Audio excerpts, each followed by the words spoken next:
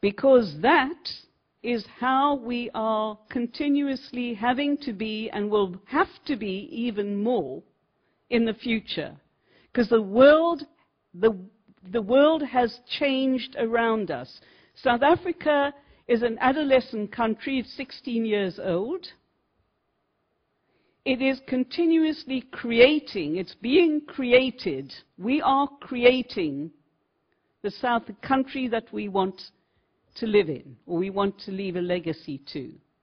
The world has almost nearly completely changed. The ownership patterns of the world has changed. The values which people thought were smart in the future are now condemned. We are having to do a major turnaround, and on top of that we've got China, India, and Southern American countries competing with us.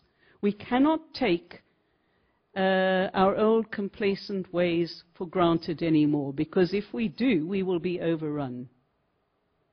And I remember a lovely, just to give you a quick story, I went for a walk around Robben Island with my sister, and I said to my sister, there's a wrecked ship there. So my sister said, oh yes, there's a wonderful story about that wrecked ship. She said, during the days when Robben Island was a prison, a group of Korean fishermen were wrecked on that ship. And they jumped off the ship and ran towards the prison, crying for help. And the prison guards thought the Chinese invasion had happened and ran inside the prison and locked themselves in. Now, that's what's happening to us now. The Chinese invasion is about to happen, for real. And are we going to lock ourselves in? Are we going to prepare for it? Are we going to find out where they're coming from? A lot of people are already doing that. But is it going to affect your company and your country? And if it is, how fast is it going to happen, and what are you going to do about it?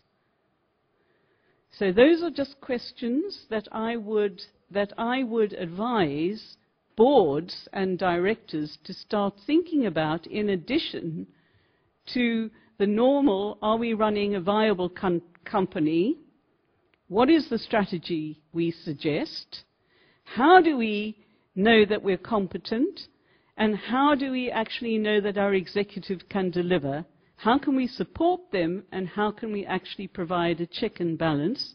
And if they're not competent, what do we do about it? The last bit that I just want to talk about, because we haven't talked about it and it's very often left out of corporate governance conferences, is from my point of view in terms of the board, the key person in the board is the chairperson. The chairperson leads and manages the board and sets the moral tone and style of the way that board is run.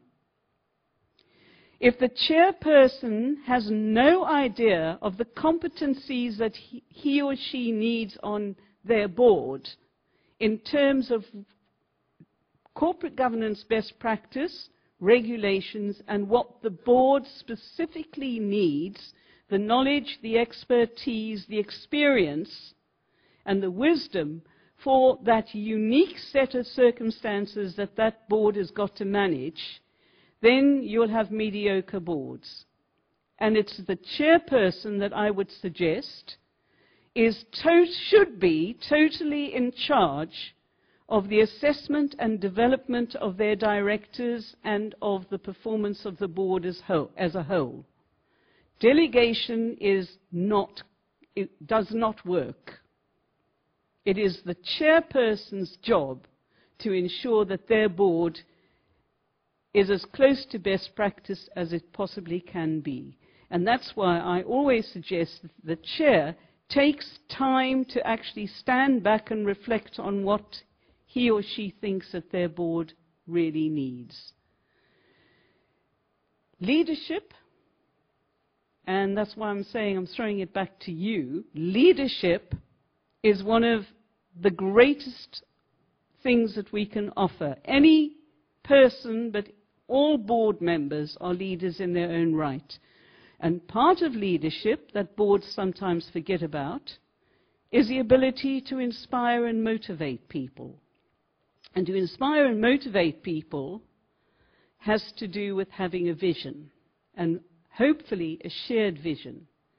So I was talking to people yesterday, and somebody came up to me and they said, we'd like to share a dream with you. And I would like the person who shared that with me just to come and share it here, so that you can see. I mean, I found it inspiring, and I also found the faith with which there's an expectation that this is going to be delivered meant that it's more likely to be delivered. So if you could just come, it's just two-liner, but I thought it was just very beautiful. Can everybody hear? It says, I have a dream where each and every household in the Gagabe kingdom will have food on its table, where the people of the Gagabe kingdom will have their own economy run by the Gagabe people irrespective of race, color or creed, where our own children will see it worthwhile to plow back into the Gagabe kingdom what they have learned, and where the dignity of our traditional leaders is restored. That dream came from the king of the Gagabe kingdom, which is the kingdom in the Eastern Cape province. Thank you very much.